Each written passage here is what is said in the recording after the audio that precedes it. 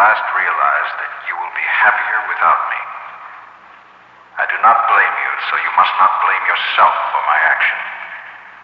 We are told this is the coward's way, but I feel I am acting not out of weakness, but out of strength. All the strength I can muster. Love, Susan.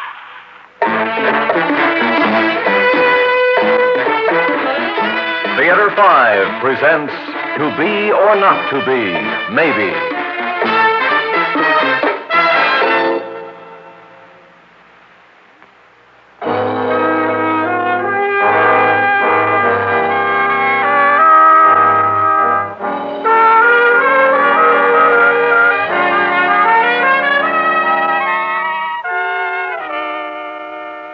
I'm acting not out of weakness, but out of strength. All the strength I can muster. Reading it again. You had to read it again. It's been over a year, but every time there's an argument, you have to read it. You're sorry I bungled it. You're really sorry, aren't you? Oh, please, Sue. Now, you know that's not true. Now, let's not go into all of it again. Then why do you always take that out and read it? Why do you keep it? Hoping, I guess, that it will remind you of that horrible experience. I guess I'm afraid you might try again. You're afraid of nothing of the sort. You'd love me to try again, but you know I won't.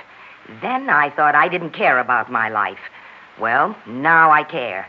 My life, such as it is, matters to me. Oh, I know you're dying for your freedom, but I'm not dying to give it to you. And not by divorce, either. I never asked for a divorce. Oh, but if you thought it would do you any good, you'd ask quick enough. You wish you could just give me 2 weeks' notice like some employee at your office. You hate my inefficiency, and you never stop telling me. You don't want a wife, you want an office manager. Oh, why can't you understand that all I want is an end to this constant fighting? You think I enjoy it? Well, you seem to. Whatever we talk about ends up in an argument. I don't start them. Susan, when I came home this evening, I asked if you'd like to go out to dinner. And you accused me of making a crack about dinner not being ready. Now, I don't know what you call that, but I call it starting an argument. Oh, don't play Mr. Innocent with me. In everything you do and everything you say, there's a hidden criticism of me. And not always too hidden. You didn't want to take me out for dinner. You were making a crack and you know it. And doing it in a way to make me appear unreasonable. You do it over and over. Susan, please. Now, without any hidden meaning and as simply as I know how to say it, can't we accept the fact that our marriage didn't turn out to be the love of the century, well, but... You can say that again. But as long as we're living together, can't we at least try to live with some small degree of peace and quiet? Perhaps even hope to enjoy a moment together now and then. I try all the time. For days, I've begged for us to go to Vermont for a weekend of skiing. Just a simple weekend in Vermont. Some people fly to Rome for a weekend, to Paris just for dinner. But I asked for a little weekend in Vermont, and I've had to listen to you tell me I'm unreasonable. Still twisting it to suit your purpose. That is not what I said. You did. Even tonight. Since you walked through that door tonight, you've said at least 10 times that I'm unreasonable. All right, make it 11. You're unreasonable. Oh, why not make it an even dozen? You are unreasonable. Try to enjoy a few moments together, you said. Then calling me unreasonable merely because not because you want to go to Vermont. Now, there's nothing unreasonable about wanting to go skiing. But it is unreasonable to keep going on and on about it when I've told you I can't spare the time right now. So easy, isn't it? You don't want to go, so you say you can't spare the time. Well, I can't. Then you make me the villain because I don't meekly give in. Now, I've explained to you why I can't... Oh, you've explained nothing. I'd be interested in an explanation of why you're so busy you can't get away for a weekend. I have a fairly good idea, but I'd like to hear it. Go ahead, explain it. Can't you talk without shouting? No, because I don't get through to you. Look, you want the neighbors to think you're insane. Oh, I don't care. Maybe I am sick. Sick of being told you're right and I'm wrong. Sick of complaints about my cooking, the way I run the house. Sick of being made to feel guilty every time I ask... Susan, stop it. All right, we'll go. You pack, get the car filled with gas, and we'll leave first thing in the morning. I'm going out for a walk.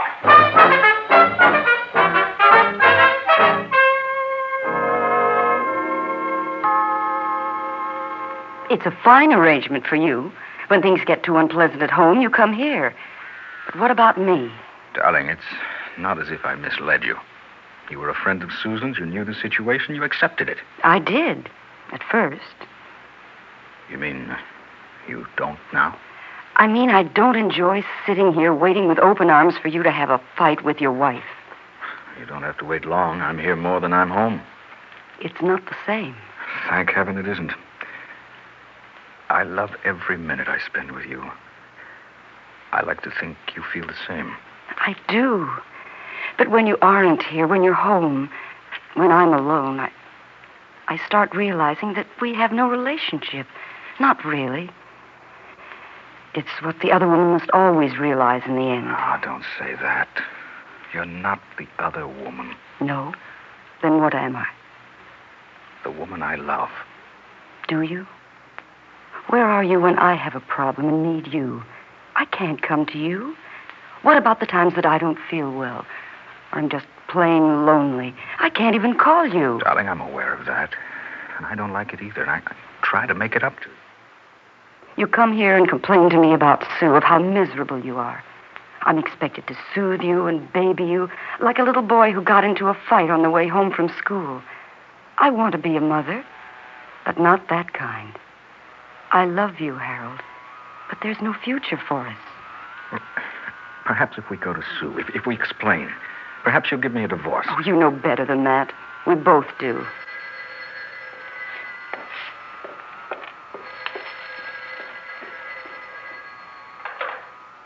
Hello? Hello? Who is it? Who's there?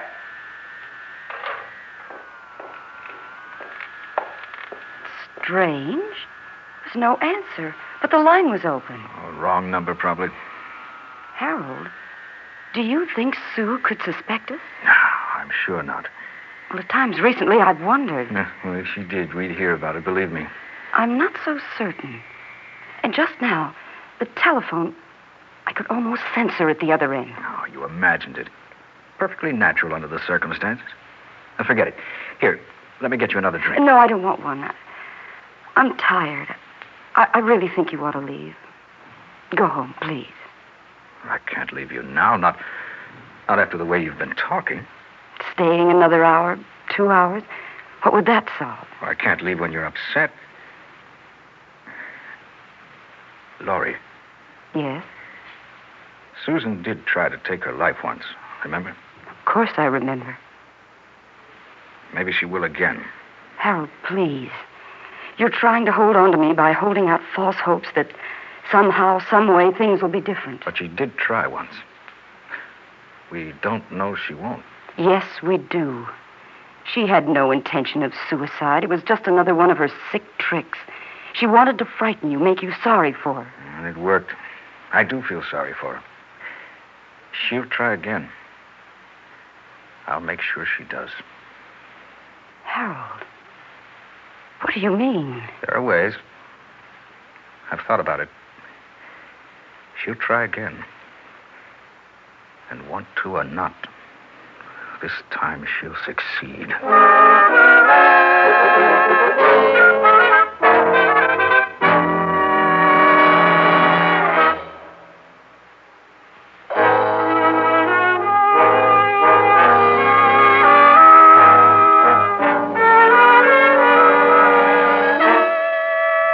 You know, my dear, I believe this is the first drink I've enjoyed with you since, well, now let's think.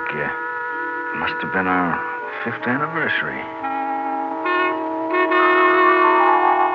More than 2? No, nearly 2 years ago.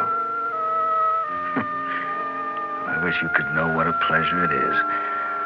What a delightful change. To sit here and have my martini. I leave my 6th martini in peace and quiet. And to know that at long last, this is one evening when you won't end up fighting. You never realized my hatred for fighting, for any sort of violence. Oh, if you could but know what I've planned for you. I think you would actually be proud of me. But I'm afraid you won't know. I'm afraid my loving wife has had too many of my very special martinis. All right. There's only one thing to do, and I think it's time to do it. Take you to the garage and let you sleep it off. A long, long sleep. Up we go.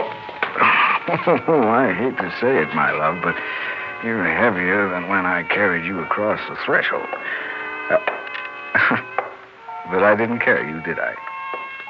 No, I remember we thought it too corny.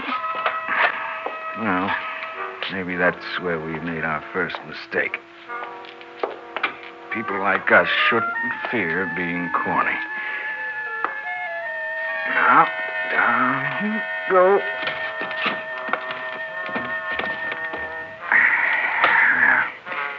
Now, let's see. A bit more to the side. Perfect. Slumped in the front seat exactly as I found you before. Now, your note. Your sweet, thoughtful suicide note. It was that one line you wrote. I have at last realized you will be happier without me. You see, my dear, it proves that with a little effort, two people, even two people like us, can find something upon which they can agree. There's no question but that you were completely right. I shall be much happier without you. Now, the hose through the window. Now to connect it.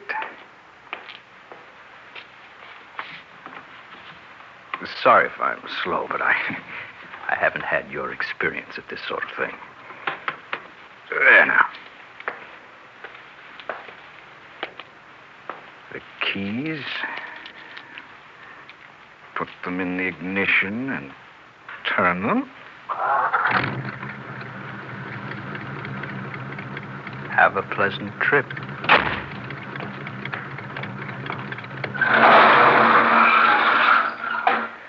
Darling wife, bon voyage to the undiscovered country.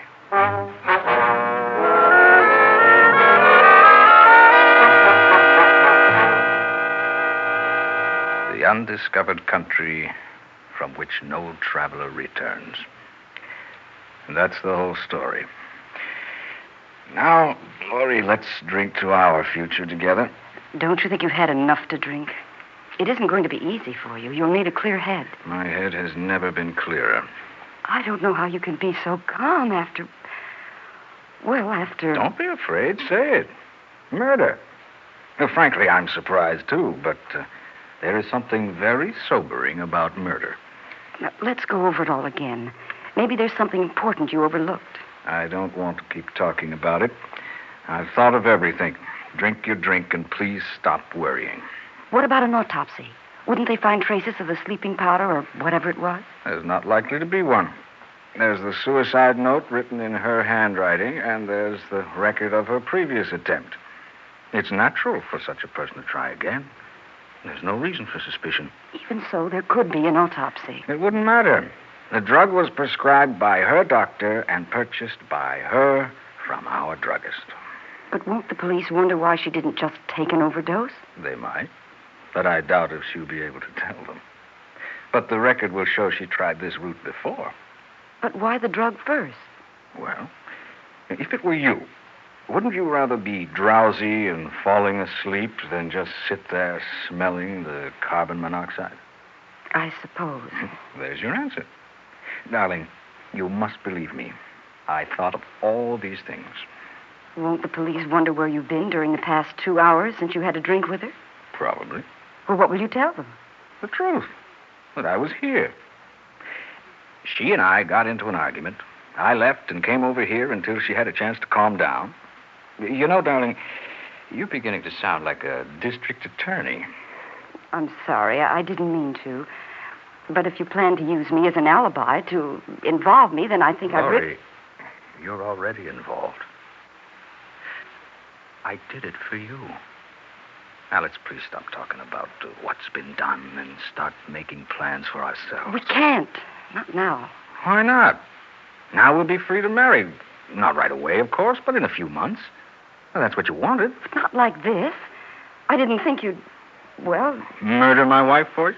Well, of course you did. We did everything but talk about it outright. I knew you had it in mind, but I never thought you'd actually do it. Well, you didn't leave me much choice. Don't start blaming me. Well, you made it clear that it was either get rid of her or get rid of me. I couldn't lose you, Laurie. You know how much you mean to me. No, Harold, please don't. I have to think. But I love you, Laurie. You say that now. Maybe you may want to be free of me, just as with Sue. The same way, even. Darling, how can you talk like that? I did what I did because I love you. I heard it's easier the second time. Oh, now, darling, look, you're just upset and don't realize what you're saying. Get some rest. It's time I should be returning to the apartment anyway. Harold, I'm afraid. Well, don't be. After I've reported it to the police, and as soon as I know everything is going to be all right, I'll call you. No, don't call. It may not be safe. You're her friend, our friend. It's perfectly natural that I'd call you, just like I'll notify other people. I guess you're right. I know I'm right.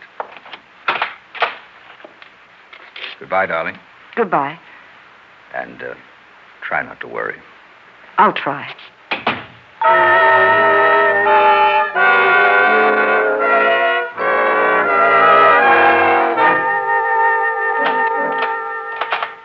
Susan?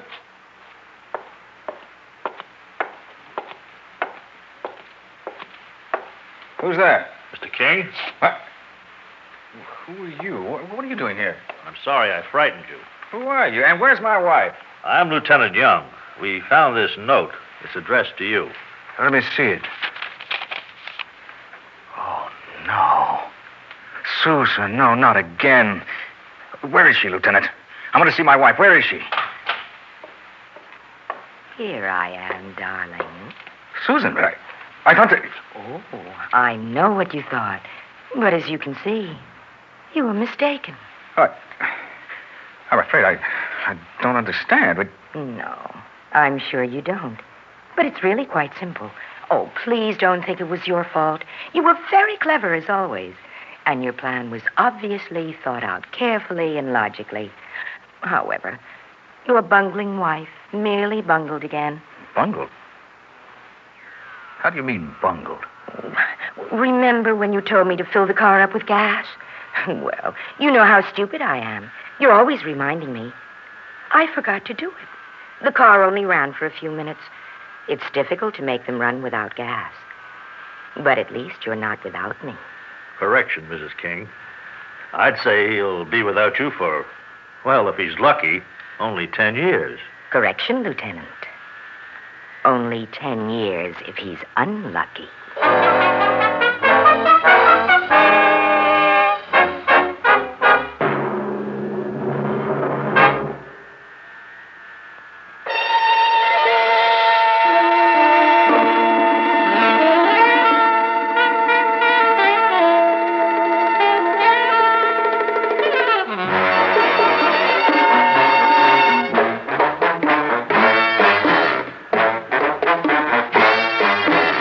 Theater 5 has presented To Be or Not to Be, Maybe, written by Claude Travers and directed by Ted Bell. In the cast, Stan Watt, Arlene Walker, June Graham, and Jack Hurdle. Audio engineers Marty Foldia and Neil